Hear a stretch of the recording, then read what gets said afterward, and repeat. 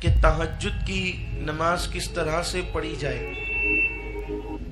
आम तौर पर हम जैसे नमाजें पढ़ते हैं, तहज्जुद की नमाज भी ऐसे ही पढ़ी जाती है।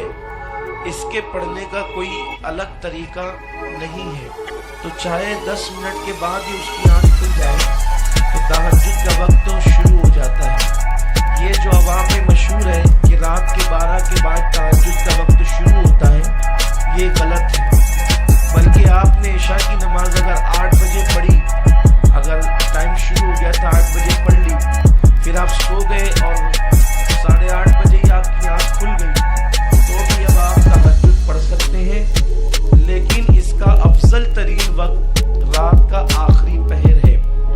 रात का आखिरी पहर इसका अफजल तरीन वक्त इसलिए है कि हदीस पाक में आया है कि अल्लाह के हबीब मुस्तफ़ा करीम सल्लल्लाहु अलैहि वसल्लम फरमाते हैं कि रात के आखिरी पहर में हर शब यानी हर रात अल्लाह अपनी शान के मुताबिक पहले आसमान पर नुज़ूल इजलाल फरमाता है और वो अपने बंदों से फरमाता है, मेरे बंदों मेरी बंदियों मांगो क्या मांगना है।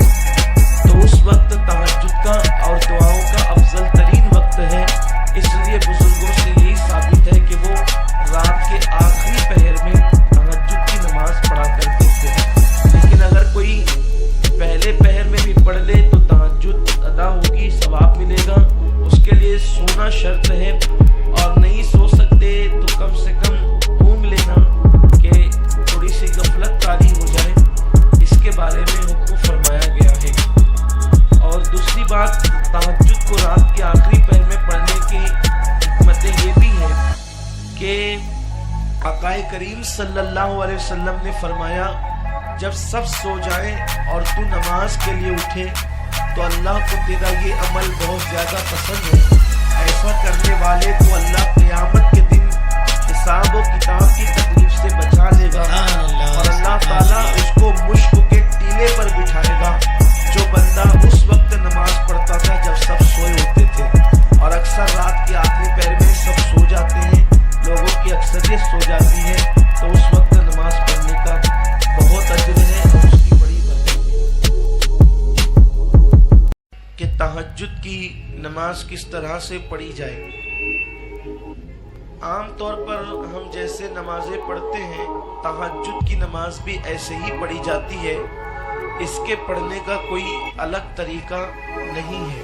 तो चाहे 10 मिनट के बाद ही उसकी आँख खुल जाए तो तहज्जुद का वक्त तो शुरू हो जाता है। ये जो अवाम में मशहूर है कि रात के 12 के बाद तहज्जुद का वक्त शुरू होता है, ये गलत है।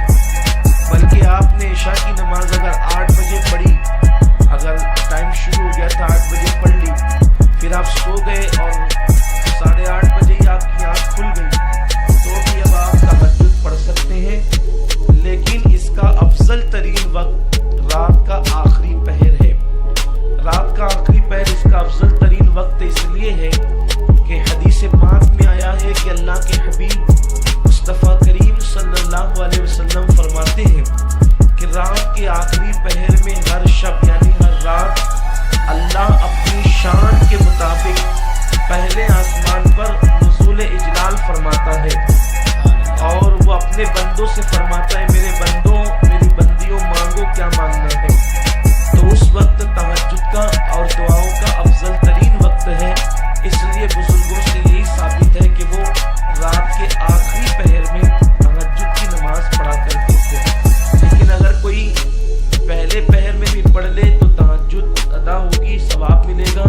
उसके लिए सोना शर्त है और नहीं सो सकते तो कम से कम ऊँग लेना कि थोड़ी सी गफलत तारी हो जाए। इसके बारे में हुक्म फरमाया गया है। और दूसरी बात, तहज्जुद को रात के आखिरी पहर में पढ़ने की हिकमतें ये भी हैं कि आकाए करीम सल्लल्लाहु अलैहि वसल्लम ने फरमाया, जब सब सो जाए और तू नमाज के लिए उठे तो अल्लाह को तेरा ये अमल बहुत ज़्यादा पसंद है।